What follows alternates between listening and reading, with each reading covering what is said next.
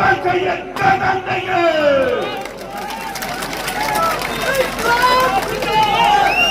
खून चाहिए, खून देंगे। मगर हमारी जमीन की तरफ देखा, हमारी जमीन की तरफ देखा तो चीर देंगे, तो चीर देंगे, चीर देंगे। तो उस जमीन को हम कैसे छोड़ सकते हैं? वो जमीन हमारे लिए चारों धाम से भी ज्यादा पवित्र है, तो उस जमीन को हम नहीं छोड़ेंगे। मैं बताऊं कि मेरी चाचा का भी 6 महीने पहले लगभग देहांत हुआ था, तो मैंने न गंगा जाकर न हरिद्वार जाकर मेरे चाचा की जो मिट्टी थी वो मैंने अपने खेतों में ही उसका विसर्जन किया, क्योंकि मेरे लिए खेत से पवित्र, उससे जमीन से पवित्र कोई दूसरा जमीन पवित्र नहीं है। मैं सोचता हूँ कि अगर सरकार में थोड़ी भी विवेक है, समझदारी है, और अगर रावण की तरह नहीं सोचती है, और अगर रावण की तरह नहीं सोचती है तो उसको जगना चाहिए। और रावण की तरह सोचती है तो काल चक्र राम को भी वनवास जाना पड़ा, लेकिन रावण का अंत पूरा हुआ। जनता नेता बनाएगी, जनता बदल देगी, जनता बख्शने वाली नहीं कि एक तीली माचिस की आग लगा देती है। तो ये तो 10 लाख तीली है। कभी बोर्ड लगा रहे हैं हम जगह, अगर कोई भी नेता प्रतिपक्ष कांग्रेस का और सत्ता पक्ष का अगर इस समर्थन नहीं करेगा डूंगरी बांध को, तो उसको गांव में नहीं घुसने जाएगा, सब कमेटी नहीं लेगी। बोर्ड लग जाएगा गांव गांव हम बोर्ड लगाने जा रहे हैं।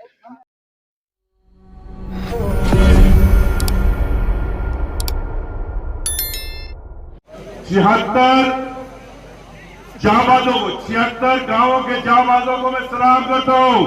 अल्लाह, ईश्वर, भगवान जिसको भी आप मानते हैं वो आपको सलामत रखे, मजबूत रखे, जिससे कि तुम अपनी जमीन के लिए लड़ सको, अपनी जमीन के लिए लड़ सको।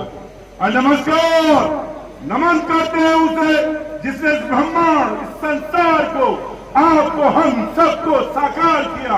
नमन फिर साकार, नमस्कार। हम भारत माता की जय जय बोलते हैं। क्या बोलते हैं? भारत माता की जय जय। उधर देखो, वो श्री भारत माता है, वो बैठी हुई है, वो हमें बनाती है। औरतें कौन है? वो जो हमें खिलाती है, पिलाती है। मैं उन भारत माताओं से कहता हूं कि ऐसे बच्चे तैयार करो कि वो कोई हमारी जमीन की तरफ देखे तो उसकी आंखें निकाल ले, उसके आंखें निकाल ले। क्योंकि हमें आजादी को 78 साल हो गए। कितने हो गए? 78 साल हो गए। कोटा की तरफ जाओ, मुकंदरा हिल, बूंदिया जाओ, विषधारे, टाइगर रिवर, फिर आ जाओ रणथंबोर, फिर सरिस्का, और उसके बाद धौलपुर और करौली से भी हमें उजाड़ना चाह रही है लोग। चाह रहे ना? सुनो, बिशनपुर डैम, इस सरकार ने टोंक वालों को यह कहा था कि हम तुम्हें पानी देंगे। क्या देंगे? पानी देंगे। होता क्या है? 200 गांवों को उजाड़ दिया गया और वो 200 गांव के लोग जयपुर के अंदर चौकी पे मजदूरी कर रहे हैं। क्या कर रहे हैं? हाँ। और तो चाहोगे इस सरदा के ऊपर में 150 करोड़ को तबाह करने जा रही है लोग। और वो पानी कहां जाएगा? दौसा जाएगा, अलवर जाएगा। मगर हम क्या करेंगे? शहरों में जाके हमारे बच्चे मजदूरी करेंगे। क्या करेंगे? अरे सुन लो, सरकार, ये 76 गांव के लोग आप मजदूरी नहीं करेंगे। हमारी जमीन हमारे, और हमने यहां से एक मंत्री भी बना रखा। क्या बना रखा है? वो मंत्री कहते हैं कि 10-12 गांव जाएंगे। क्या जाएंगे? भीष्म पितामह बन चुका है। क्या बन चुका है? हाँ, कांटों की सैया पे लेटा हुआ। दबाओ, हम तेरी इज्जत करते, मगर हमारी जमीन के साथ खिलवाड़ नहीं करने देंगे। और सुन लो, हम कर्नल किरोड़ी लाल पेशवा के आदर्श को भी मानने वाले लोग हैं। किसको मानने वाले लोग हैं? जिन्होंने आंदोलन करा था रिजर्वेशन के लिए, गुजरों के लिए, किया था नहीं किया था? और 72 जवानों ने शहादत दी इसीलिए हम उन्हीं में से ही हैं, हम उन्हीं में से ही। सरकार तुझे कर्तन चाहिए, कर्तन देंगे।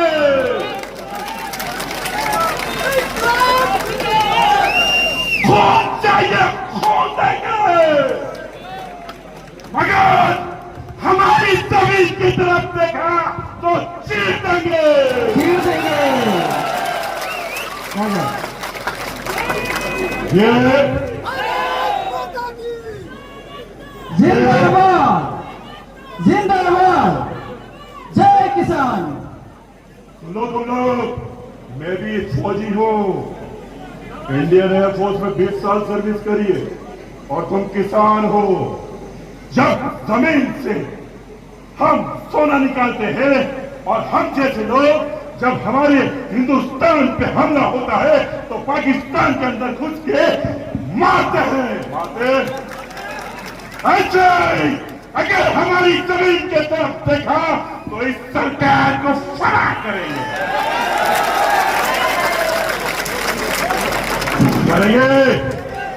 और ये जो बीजेपी कांग्रेस वाले हैं ना, बीजेपी यानी के भस्मासुर जंगी पार्टी, वो भस्मासुर जो हमें भस्म करना चाहते हैं। क्या चाहते हैं? ओए भस्मासुरो, तुम्हारा वक्त आ गया, हम तुम्हें भस्म करेंगे। और इनकी मां कौन है मालूम है तुम्हें? कांग्रेस नहीं है, कुछ करती है, इनको आने नहीं है यहाँ पे मैदान में, इसको भी फुटबॉल बनाएंगे। अगर ये लोग हमारी आवाज बुलंद नहीं करते हैं, ये लोग बीजेपी और कांग्रेस वाले, तो इनको पहचान लो, इनको अपनी आंखों में बसा लो, ये हमारे दुश्मन है।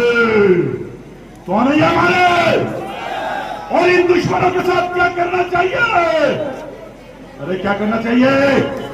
फुटबॉल बनाना चाहिए। क्या करना चाहिए? क्या करना चाहिए? एंड करो, एंड करो, एंड करो। Thank you very much. देखो ऐसा है, आज डोंगरी बांध के विरोध में चक्कीरी में बड़ी महापंचायत थी, और इस महापंचायत में हम तमाम साथियों के साथ आए हुए हैं, और भजनलाल सरकार से हम स्पष्ट कहना चाह रहे हैं कि डोंगरी बांध नहीं बनना चाहिए। आप इस बात को समझो कि आप कह रहे हो पानी ले लो, लेकिन आप जब 76 गाँव को विस्थापित कर दोगे तो 76 गाँव के लोग कहाँ जाएंगे, क्या करेंगे उस पानी का? क्या काम आएगा वो बांध हमारे लोगों के? भजनलाल जी, आप सीएमआर में रह रहे हो 2 साल से, कोई आपसे ये कहे अभी कि आप अपने घर आप अपने घर जाके रहिए, आपको बात अच्छी लगेगी क्या? नहीं लगेगी। मैं भजनलाल जी से कहना चाह रहा हूँ आपके माध्यम से कि भजनलाल जी, आप इस बात पे विचार कर लीजिए, और विचार करके डोंगरी बांध के जो डीपीआर जो प्रोजेक्ट है उसको कैंसिल करिए, बांध बनाओ, पानी लाओ, योजना लाओ, कोई दिक्कत नहीं है, लेकिन हमारे लोगों की जो धरोहर है, जो पुरखों की धरोहर है, उनके घर मत उजाड़ो। विकास करना है तो विकास करो, लेकिन हमारे लोगों का विनाश मत करो। और जहाँ जो एसपी कलेक्टर है उनको भी मैं कहना चाह रहा हूँ कि ये चक्कीरी की आखिरी मीटिंग थी इस महापंचायत की। इसके बाद में जिस दिन भजनलाल सरकार डोंगरी बांध के नाम से एक ईंट भी लगाएगी, हमारे लोग लठ लेके सब तैयार खड़े हैं और मजबूती से सामना करेंगे। कोई पुलिस, कोई आर्मी और कोई भजनलाल सरकार का कोई भी व्यक्ति इस बांध को लेकर हमारे लोगों के बीच में नहीं आएगा, ये मैं इनको भरोसा दिला रहा हूँ। और सबसे मजबूती से भरोसा दिला के मैंने ये कहा भी है कि आप निश्चिंत रहो, कोई बांध नहीं बनेगा। चकेरी की जो ये महापंचायत जो इसको लगती है, क्या देखते हो आप किस नजर? चकेरी की महापंचायत का आज अच्छा आयोजन हुआ है और आज हजारों की संख्या में लोग उमड़े हैं यहाँ पे और लोगों में बहुत गुस्सा है साहब। लोग कह रहे हैं कि भजन लाल जी क्या कर रहे हैं, भजन लाल जी बहुत नौसिखिया वाले काम कर रहे हैं, किसानों को बर्बाद कर रहे हैं। बताओ लोग कितने नाराज हो रहे हैं। ये किसान कौम ही तो है। भजन लाल जी तो कहते हैं मैं तो किसान का बेटा हूँ। भजन लाल जी कौन से किसान के बेटे हो आप, तो किसानों को बर्बाद कर रहे हो? तो कहीं ना कहीं आज लोगों में गुस्सा है और लोग चाह रहे हैं कि भजन लाल जी समझे, और नहीं समझेंगे तो लोग समझा देंगे। 3 साल बाद फिर चुनाव आएंगे और आज तय कर लिया लोगों ने कि हम मीटिंग नहीं करेंगे, अब हम युद्ध लड़ेंगे। जिस दिन हमें पता लगा कि आज भजन लाल सरकार बांध बनाने का काम शुरू कर रही है, उसी दिन हमारे लोग सारे तैयार खड़े हैं। चाहे भजन लाल जी पूरी फोर्स ले आए, लेकिन बांध के नाम पे हम एक ईंट नहीं लगने देंगे। अगर हमारे 76 गांव में से एक भी गांव को आँच आती है तो आर पार की लड़ाई के लिए सारे ग्रामीण लोग, सारी माता बहनें तैयार है। और ऐसी पंचायत जिसमें माता बहन बैठी है, जिसमें युवा शक्ति मौजूद है, जिसमें हमारे पिता तुल्य बुजुर्ग है, हमारे पटेल है, तो ये संभव ही नहीं है कि भजन लाल सरकार बांध बना ले। आज जो महापंचायत हुई है, ये सब हमारी डोंगरी बांध के मामले में महापंचायत हुई है। क्या इसका क्या लगता है आपको? इसमें अभी 30 से 40 हजार लोग आए, मतलब भीड़ हुई है। और क्या लगता है कि जो डोंगरी बांध है वो रद्द हो जाएगा? बिल्कुल बिल्कुल रद्द होएगा। डोंगरी बांध रद्द होगा। जहाँ तक हम कोशिश करेंगे, एक पत्थर भी रखने नहीं देंगे, एक ईंट भी नहीं रखने देंगे। अगर मान के चलो जब ये महापंचायत हुई है, इससे भी अगर डोंगरी बांध रद्द नहीं होता तो क्या किया जाएगा? आगे क्या रणनीति रहेगी? सरकार को मुंह तोड़ जवाब देंगे। किस तरह से? जैसे कि जगह जगह ट्रैक जाम हो जाएगा, रेलवे जाम हो जाएगी, हाईवे जाम हो जाएगा। बिल्कुल हर कोई तरीके से सरकार को विधानसभा घेराव भी करेंगे। अभी यहाँ देखने को मिला कि कुछ जब राजेंद्र गुड्डा बोले उसके बाद में यहाँ से जनता जाने लगी और बाद में जनता भाई साहब क्या गर्मी है तो सुबह जैसे परेशान है, इस वजह से सुबह 9 बजे से जनता सब आंदोलन किए जाते हैं तो गर्मी और सर्दी देखी नहीं जाती तो नहीं, कुछ लोग बड़े बुजुर्ग है जो परेशान है, बाकी सब लोग खड़े हैं।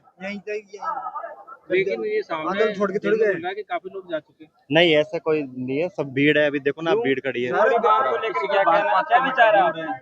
विचार यही है, देखो हमारा उद्देश्य है, हम तो एक पत्थर भी रखने नहीं देंगे, क्योंकि हमारी संस्कृति है, गाँव हमारा सब कुछ, हम जमीन से जुड़े हुए लोग हैं। तो यही कहना हमारा कि हम तो कुछ एक पत्थर भी रखने नहीं देंगे। इससे पहले भी 4-5 महापंचायतें हो चुकी है, लेकिन ये सबसे बड़ी महापंचायत हुई है, इसमें 30-40 हजार समथिंग लोग हैं यार।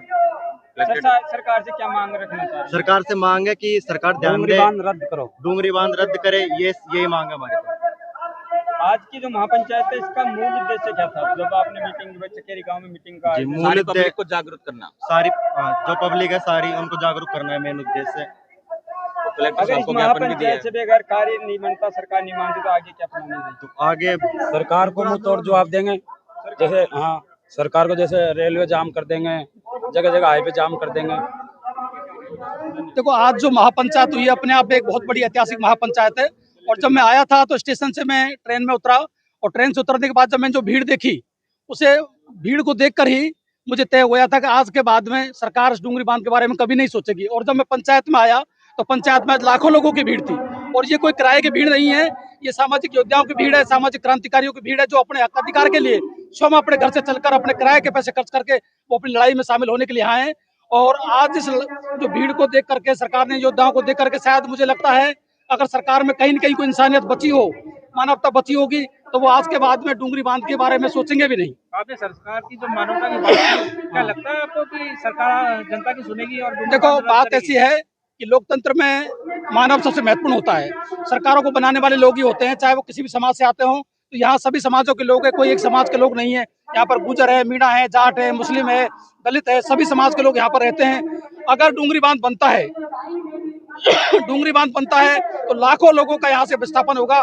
जैसे झारखंड, छत्तीसगढ़, उड़ीसा, मध्य प्रदेश से लाखों आदिवासियों का पहले हो चुका है। और वो लोग आप जाके देखोगे तो दिल्ली, जयपुर, बॉम्बे के अंदर मजदूरी करते हैं, सिर्फ 200-250 रुपए की मजदूरी करते हैं। जिनका कभी गांव हुआ करता था, जिनकी जमीन हुआ करती थी, वो आज मजदूरी करते हैं। तो ऐसे ही इन लोगों को सरकार मजदूर बनाना चाहती है।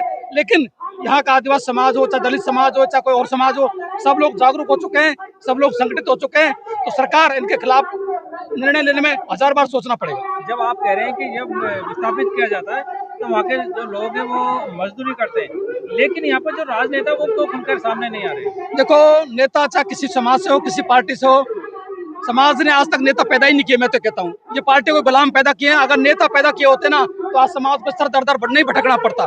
7 आदिवासी और दलित बच्चों की मौत हुई है। सरकार से नरेश मीणा जी भूख हड़ताल पर बैठे हुए हैं, लाखों लोग उनसे आंसर कर रहे हैं, फिर भी सरकार बात को सुनने के लिए तैयार नहीं है। अगर समाज के नेता मजबूत होते तो शायद मुझे पता है कि इतनी भीड़ जुटाने की जरूरत नहीं होती। हमारे नेता मजबूत नहीं है, इसलिए समाज को यहाँ पर दूर दूर से चलकर और महापंचायत माना। सरकार से कुछ भी कहे, लेकिन हम अच्छी तरह समझते हैं, हम पढ़े लिखे लोग हैं, हम सभी लोग हैं, आदिवासी लोग हैं।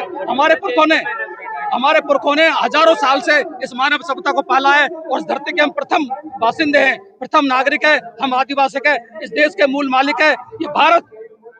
ये भारत आदिवासियों की जमीन पर बसा हुआ है। भारत आदिवासियों का नहीं, ये भारत आदिवासियों की जमीन पर बसा हुआ है। ये जल जंगल जमीन की लड़ाई हमारे पुरखे आज से नहीं, जब से इस मानव सभ्यता का प्रारंभ हुआ है, जन्म हुआ है, तब से हमारे पुरखे प्रकृति को बचाने की, जल जंगल जमीन को बचाने की लड़ाई लड़ रहे हैं। और उस लड़ाई को हम आगे भी लड़ेंगे, चाहे डूंगरी बांध की हो, चाहे टाइगर प्रोजेक्ट की बात हो, चाहे झारखंड उड़ीसा के आदिवासियों की बात हो, हम आगे भी इस लड़ाई को लड़ते रहेंगे। टाइगर प्रोजेक्ट की जब बात आपने की है तो देखने को मिल रहा है कि हर जगह जो रणथंभौर का एरिया बढ़ा रहे हैं, लेकिन फिर भी कोई विद्रोह नहीं निकल कर रहा, जिस तरह से आज पंचायत को महापंचायत को लेकर आया। देखो, बात ऐसी है कि सरकार ने टाइगर प्रोजेक्ट के नाम पे आदिवासियों को, किसानों को खदेड़ना शुरू कर दिया। और मैं कहता हूं, अगर सरकारों को, नेताओं को टाइगरों से इतनी ही मोहब्बत है ना, तो एक एक टाइगर अपने अपने घर में बांध लो ना। किसानों की जमीन को क्यों छीन रहे हैं? किसानों को क्यों निकाल रहे हैं? एक एक टाइगर अपने घर में बांध लो, बढ़िया प्यार करो उनसे, बढ़िया पता लग जाएगा टाइगर रखने का मतलब क्या है। बाकी तो जब आप जंगल को खदेड़ोगे, जंगल को छीनोगे, तो लाखों जीव बेघर नहीं होंगे क्या?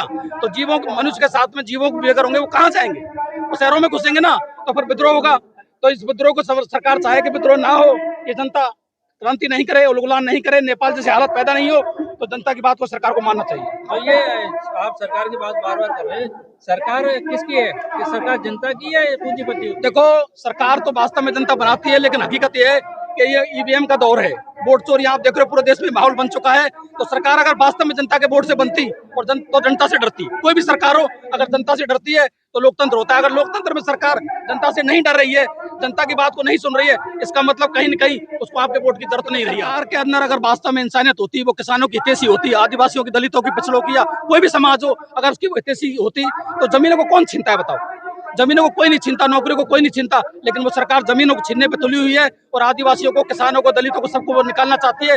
जैसे मध्य प्रदेश में अभी 7 दिन पहले फैसला हुआ कि 10 रुपए में किसानों की, आदिवासियों की 1050 एकड़, जो लगभग 3000 के आसपास जमीन होती है, 3000 बीघा, उस जमीन को मात्र 10 रुपए में दे दिया। वहां पर 10 लाख आम के पेड़ है। अब सोचो, 10 लाख पेड़ों को काट कर एक व्यक्ति का विकास किया जाएगा, वो विनाश होगा। वो विनाश है, विकास नहीं। तो आदिवासियों का विनाश है, किसानों का विनाश है। तो ऐसा विनाश नहीं करे सरकार। अगर प्रकृति के साथ छेड़छाड़ करोगे, किसानों के साथ छेड़छाड़ करोगे, तो उत्तराखंड और आप मध्य प्रदेश को देख लो, उत्तराखंड को देख लो, कश्मीर को देख लो, हिमाचल को देख लो, पंजाब भी आपके सामने। अगर प्रकृति के साथ छेड़छाड़ करोगे तो प्रकृति आपसे हिसाब पूरा करेगी। और सब कुछ किसानों को डर है भाई, तभी तो बराबर महापंचायत हो रही है, लाखों लोग संख्या में पहुंच रहे हैं। क्योंकि जिस जमीन में आज से नहीं, ये हजारों लाखों वर्ष से रह रहे हैं, हमने ही खेत बनाए, हमारे पुरखों ने ये खलियान बनाए, हमारे पुरखों ने ये गांव बसाए, ये किसी सरकारों ने नहीं बसाए। तो उनमें हमारे पुरखों का खून पसीना मिला हुआ है, उस मिट्टी में हमारा खून पसीना मिला हुआ है, उसी से हम अन्न पैदा करते हैं और मानव को अन्न खिलाते हैं। लाखों जीव जंतुओं का पेट पालन वहीं से होता है। तो उस जमीन को हम कैसे छोड़ सकते हैं? वो जमीन हमारे लिए चारों धाम से भी ज्यादा पवित्र है, तो उस जमीन को हम नहीं छोड़ेंगे। मैं बताऊं कि मेरी चाचा का भी 6 महीने पहले लगभग देहांत हुआ था। तो मैंने न गंगा जाकर, न हरिद्वार जाकर, मेरे चाचा की जो मिट्टी थी वो मैंने अपने खेतों में ही उसका विसर्जन किया, क्योंकि मेरे लिए खेत से पवित्र, उससे जमीन से पवित्र कोई दूसरा जमीन पवित्र नहीं है। ये जो डूंगरी बांध बनने जा रहा है, जिसके लगातार 3 महीने से हम प्रयत्न कर रहे हैं, संघर्ष कमेटी जो बनी है, आंदोलन संघर्ष कमेटी जो प्रयासरत है, छोटी छोटी मीटिंग करके, छोटे छोटे प्रोग्राम करके, आज हमने महापंचायत करके जगाया है कि या तो डूंगरी बांध रद्द कर दें, वरना अब जनता जाग चुकी है, सरकार को भागना होगा, विड्रॉ करना होगा। आज जो जनता आई है, ये जन आंदोलन बन गया है। ये किसी का नेता का आंदोलन नहीं, किसी व्यक्तिगत का आंदोलन नहीं, किसी जात का आंदोलन नहीं, किसी समाज का आंदोलन नहीं। ये जन आंदोलन बन गया है, जिसमें सर्व समाजों का सहयोग है। आपने भी आज देखा होगा। और जब जन आंदोलन बन जाता है, तो आपको मैं कहना चाहूँगा कि यह आंदोलन पूरी भारत को दिशा और दशा देगा, क्योंकि ये आंदोलन भी हम गांधीवादी तरीके से कर रहे हैं। वक्त अगर आ गया, अगर सरकार बनाना चाहती है तो फिर डीपीआर जारी करें, फिर मालूम होगा उग्र कैसे होता है। जो आज महापंचायत हुई, इससे क्या लगता है सरकार को जागेगी या डूबी? मैं सोचता हूँ कि अगर सरकार में थोड़ी भी विवेक है, समझदारी है, और अगर रावण की तरह नहीं सोचती है, तो उसको जगना चाहिए। और रावण की तरह सोचती है तो काल चक्रता राम को भी वनवास जाना पड़ा, लेकिन रावण का अंत पूरा हुआ। जनता नेता बनाएगी, जनता बदल देगी, जनता बख्शने वाली नहीं है। अगर मान के चलो सरकार नहीं सुनती तो फिर क्या रहेगा? हम गांधीवादी तरीके से सरकार लास्ट मनाएंगे। डीपीआर जिस दिन चालू हो जाएगी और उद्घाटन जिस दिन करने आ जाएंगे उस दिन उद्घाटन नहीं करने देंगे, नहीं करने देंगे, नहीं करने देंगे। ऐसा सर्व मीटिंग और सर्व समाज का मीटिंग का निर्णय है, हम सबका निर्णय है। एक पत्थर भी नहीं रखने देंगे, चाहे उसके रिजल्ट कुछ भी हो। ये सर्व समाजों का, सर्व पार्टियों का, यह कोई पार्टी नहीं है, ये एक्चुअल में किसान समाज हो गया है। हिंदू, मुस्लिम, सिख, ईसाई, ये क्या हो गया? किसान धर्म। अब जय जवान जय किसान कभी नहीं मिटने देंगे। अब जब सारे ही लोगों ने, आम आदमी ने इतनी बड़ी मीटिंग में, हमने किसी को पैसा नहीं दिया, किसी को साधन नहीं दिया, किसी को पेट्रोल नहीं दिया, किसी को खाना नहीं खिलाया, चाहे आयोजक गांव वालों ने जरूर सबको पिलाई है, सेवा की है, तब इतने लोग आ सकते हैं। तो अपनी यार जल जंगल जमीन कैसे छोड़ देंगे? अपने मातृभूमि कैसे छोड़ देंगे? मातृभूमि को छोड़ने का मतलब संभव नहीं है। सरकार को हाथ जोड़ के निवेदन है, वक्त है तो समझ जाए, नहीं तो फिर समझना पड़ेगा कि एक तीली माचिस की आग लगा देती है, तो ये तो 10 लाख तीली है, कहाँ बच पाएंगे। इसलिए भजन लाल जी से, माननीय मंत्री जी से, विपक्ष के सोए हुए जो कांग्रेस के नेता हैं उनसे गुजारिश करना चाहूंगा, कपड़े नहीं बचेंगे, वक्त रहते हुए समझ जाओ, पब्लिक कपड़े नहीं छोड़ेगी। कभी बोर्ड लगा रहे हैं हम जगह, अगर कोई भी नेता प्रतिपक्ष कांग्रेस का और सत्ता पक्ष का अगर इस समर्थन नहीं करेगा डूंगरी बांध को, तो उसको गांव में नहीं घुसने जाएगा। सब कमेटी ने निर्णय लिया, बोर्ड लग जाएगा गांव में हम बोर्ड लगाने जा रहे हैं। अब आप देख लीजिए कितनी छोटी सी बात थी, कितनी हमारे संगठित हुए हैं। तो अभी और ये एंड नहीं है। अभी हम 24 तारीख को समीक्षा मीटिंग रख रहे हैं, 2 तारीख को सपोर्टा में मीटिंग है, फिर करौली जिले में बहुत बड़ा आंदोलन है, उसके बाद में माधेपुर आंदोलन है। मतलब ये लगातार 2 साल चले, 3 साल चले, पूरी जनता जिंदा दिल है।